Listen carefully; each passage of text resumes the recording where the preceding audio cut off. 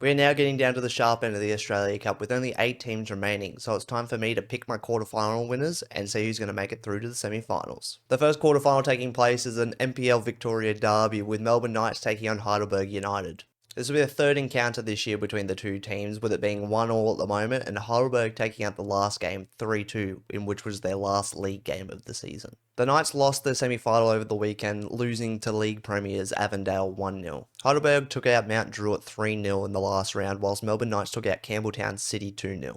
This will be one of the most entertaining quarterfinals we've had in a while, and I'm expecting plenty of goals in this. But when it comes down to it, I think the Knights will win this 3-1, but either way, there's an NPL side from Victoria in the semi-finals. Whilst the Knights and Heidelberg game will be taking place, Melbourne City will be taking on Metro Stars over in Adelaide. Metro Stars are coming into this game after a disappointing 3-0 semi-final loss to Modbury Jets in the NPL South Australia. But apart from that game, the Adelaide side hasn't lost a game since the 8th of April. And this is probably the best time to draw Melbourne City. They've got Aziz Beige and Matthew Leckie coming back from international duty only a day or two before the game. And they quite possibly could have one eye on their first AFC Champions League game, which takes place the following Wednesday.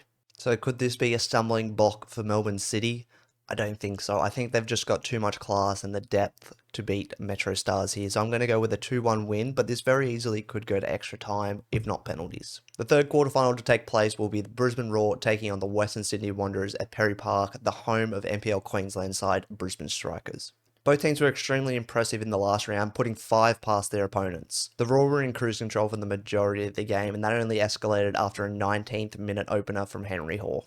Each of their 5 goals came from different goal scorers, but their most impressive one was 15-year-old Quinn McNichol getting on the score sheet for his first professional goal. Whilst on the other side of the draw, Western Sydney Wanderers cruised past fellow A-League side Adelaide United, winning that one 5-1. They started the game in the best possible fashion, with Marcus Antonsen scoring in the 2nd minute. And after that point, the South Australia side was wiped out of the game, conceding all 5 goals in the first 60 minutes, with Antonsen and Borello picking up braces, and Milos Ninkovic picking up his first goal in the red and black. So who out of these two teams will make it through to the semi-final? Will Brisbane make it again?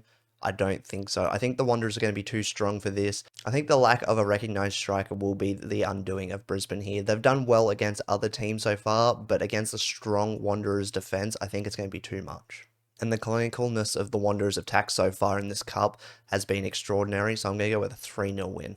And the last game of the quarterfinals for the Australia Cup will be Sydney FC taking on Western United in another All-A-League clash. These are two teams that beat NPL sides in the last round 2-0, with Western United struggling at times against the Gold Coast Knights. John Aloisi's side relied heavily on the counter-attack against the Gold Coast Knights, struggling to break down to the defence. And scoring both of their goals after the 70th minute could be a bit of a concern for the Melbourne side.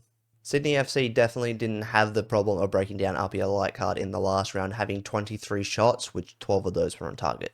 On another day, they could have won this 4 or 5-0, but thanks to Anthony Caceres, they were able to get the win.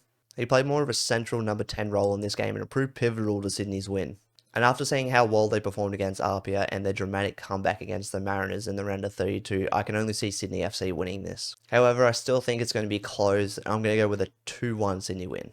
So there are my predictions for the Australia Cup quarterfinals. Who do you think will make it through to the semi-finals? Let me know in the comments, and I'll see you soon.